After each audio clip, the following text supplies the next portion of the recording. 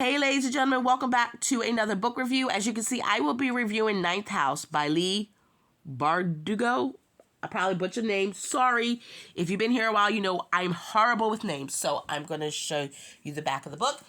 I got this book from my local library. Shout out to libraries. So, Galaxy Alex Stern is the most unlikely member of Yale's freshman class. Alec dropped out of school early into a world of shady drug dealer boyfriends and dead-end jobs, and much, much worse. But Alex is offered a second chance to attend one of the world's most prestigious universities on a full ride. What's the catch and why her? Alex arrives in New Haven tasked by her mysterious benefactors with monitoring the activities of Yale's secret societies. But their occult activities are more sinister and more extraordinary than any paranoid imagination might conceive. They tamper with forbidden magics, they raise the dead, and sometimes they prey on the living. First of all, I got this from my library. I got large print, so I'm going to show you the print. Guys, I'm going to recommend, if you're an avid reader and you can find a book in large print, save your eyes. Get the large print book. It may be embarrassing for some of y'all. Trust me, it will help you in the end. So, quite honestly, when I first started reading this book, I could not get into it. I had it set up perfect. Anyway, I could not get into this book. I could not figure it out. I even so far as watched some reviews, and I was like, excuse me, people are like, I love this book, da-da-da-da. I'm like, I am not feeling this book. Honestly. Now, I decided to try to listen to it. This was a book where I listened to it and read it just so I could get through it, because I was like, not everyone can be wrong about how great this book is, but you know, sometimes people are wrong. I will say this, it's an okay book. Would I ever read it again? No. Will I read the sequel, Hellbent or Hellsent? I can't remember. Not sure. I will say this, the reason a lot of people like it, I can understand it. For me, some of the chapters felt like they went on forever. I'm to the point in my reading journey, I do not need a lot of subtext. I don't need a lot of this, a lot of that. I'm more to the point right now, I want to get there. I want to snap. I want to know what's going on. I don't feel like reading a book where I think if I could skip this chapter, I really didn't need it.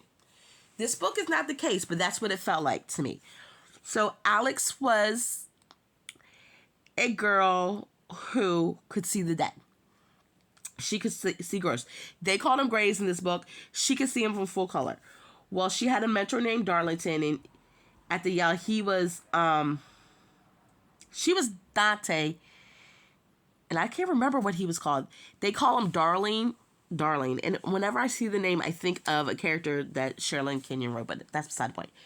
And he is gone, disappeared. So through the whole book, she's trying to figure out what is going on. This girl's getting murdered. She's not feeling this. Why did this girl get murdered? What's going on?